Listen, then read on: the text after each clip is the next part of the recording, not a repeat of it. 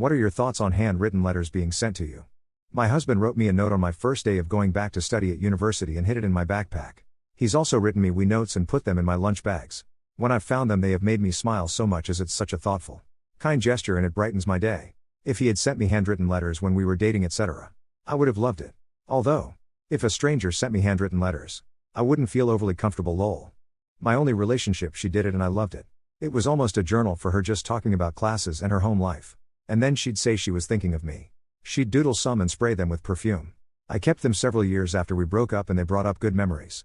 When my husband and I first met, we were 13 and 14 years old, now together for 18 years and married for 10 of them. We lived in different towns and couldn't drive yet. So we mailed each other letters back and forth to each other. We loved it. He would send me short ones, long ones, and ones I had to read backwards in a mirror. I still have them with the envelopes and everything. It was so sweet and I'm so happy to have kept them so we can show our daughter one day. Depends on who is sending them, what is their content. If someone I know, it's nice/sweet, then I love them. However, not a fan when it's, say, a religious organization. We bought moved into our house in 2016 every couple of years we keep getting these handwritten letters from a local Jehovah's Witness church in Quat. Hubby just throws them away tells me not to engage. But I really want to send something back stating to take us off their mailing list. But I want to include glitter or something annoying to really get the point through. Lol. They get a slight adrenaline rush when they yank out nose hairs? Such sweet pain. I do it too often and now it doesn't even hurt. Yep, and it never fails to bring a tear to my eye. Nope. But I sneeze for 10 minutes after. You should trim nose hairs, not pluck them.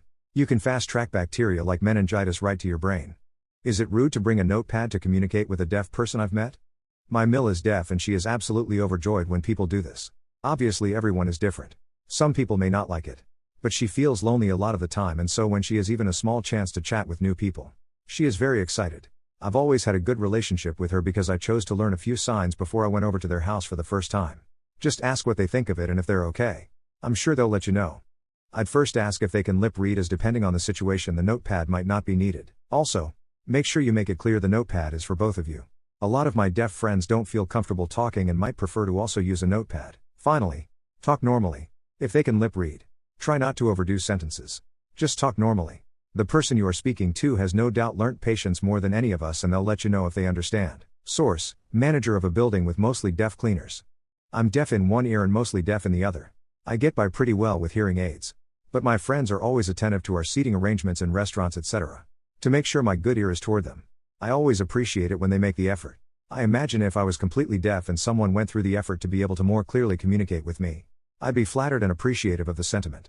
If it's a friendship you're interested in developing, start learning sign language. Even just greetings and basic words/phrases that might come up. Like you might if you were going on vacation in Mexico and you needed to learn a bit of Spanish. Hand-to-hand combat. What's the largest animal you can win in a fight? A stranded whale. Not like those things can move and they are fairly large. Fending off the outraged crowd out for my blood would be a different story though. If we choose even playing fields, then I'm fairly confident I can fuck up a goose or a swan. I reckon I can take a single, reasonably sized wolf, we're talking like 50 to 80 kilograms. Just because I have arms and opposable thumbs. Which would give me an edge over a wolf, which doesn't have arms or opposable thumbs. I'd probably get pretty fucked up and would need immediate medical attention.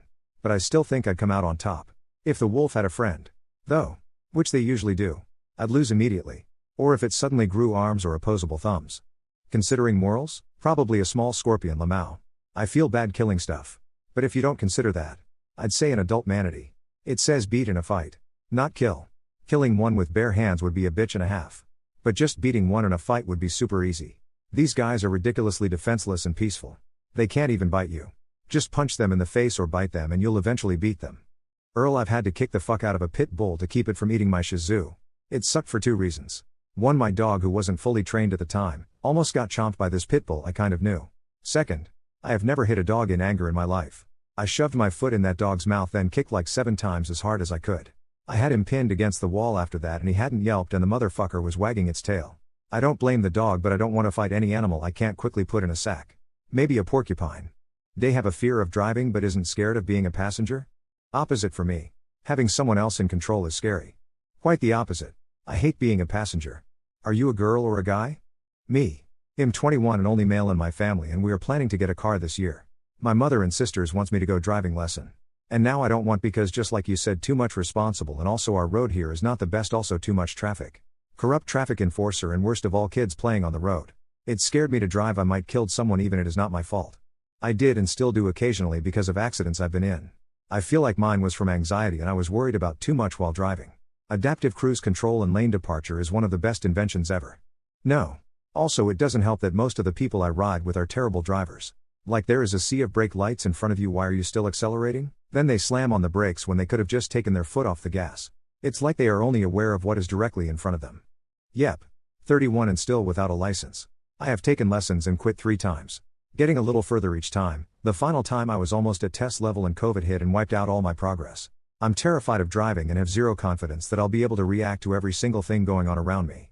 As a passenger I still get jumpy, but I'm a lot better as a passenger than a driver. I understand. But I'm autistic and this is one of my autistic traits. Driving is overwhelming. All these things you need to consider. All the colors and moving things, and I need to react, and if I don't or if I react wrong or too late, I could literally hurt or kill someone. It took me 4 times to pass my driver's exam. Never drove again after that.